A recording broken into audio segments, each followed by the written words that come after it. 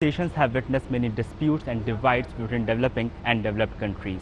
Economic and political interests of various countries have resulted in a deadlock to reach a policy consensus.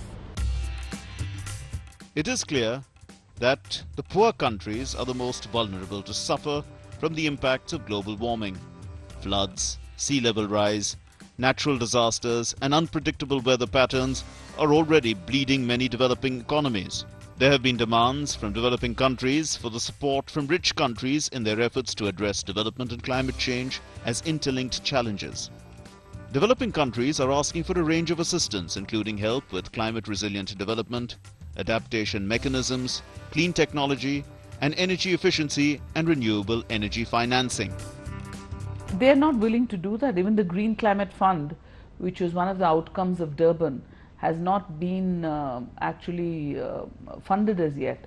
And if Annex 1 countries believe that they can get us to take binding commitments without going against the basic principles of the UNFCCC, well, I believe I would refer them back to the basic principles of UNFCCC, which is equity and common but differentiated responsibilities. Great deal of the effort of developed countries in Rio Plus 20 seems to be to turn the clock back and engineer some kind of an outcome by which the issues of equity, common but differentiated responsibility and commitments to provide finance and technology, that these are sidelined.